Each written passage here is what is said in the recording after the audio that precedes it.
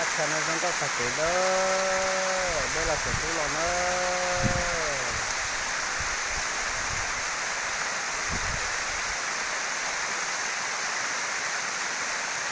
Giờ để lấy cho chúng ta bỏ cho tua của mà cho một tua chi phát cho nó đó, phát cho nó dễ phát cho vẫn có tập tài nữa, nó nước trên nhỏ nó vẫn có cơ, nó mà thay gì là tôi biết sẽ có tay.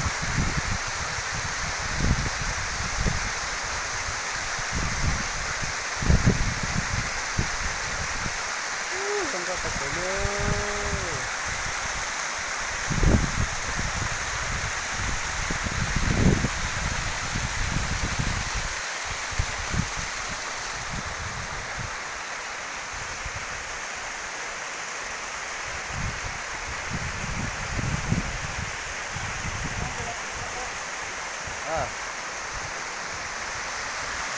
Cái này một cái nó. Đó là một cái phát sen.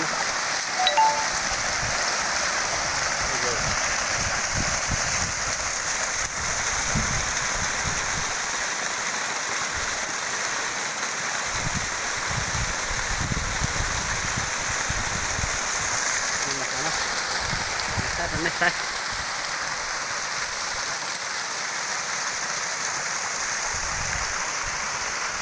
còn nói phải chơi đá đê nó còn nói phải chơi đá đê nó để tôi còn nói cho nó mà đá đê từ lùi nó đây chết rồi nó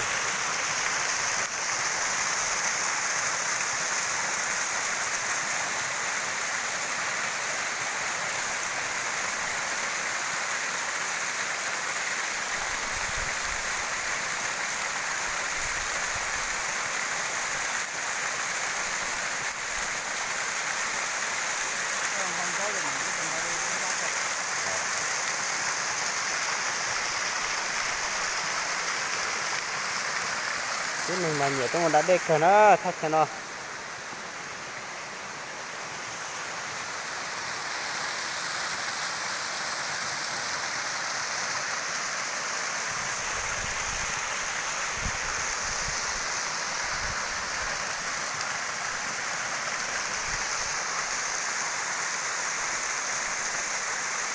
kia là phải sao này nó mới thành sao đá đê nó đó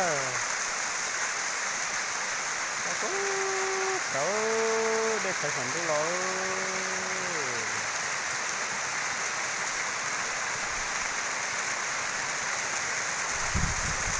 cái nào thì nó thì là cho tôi biết cái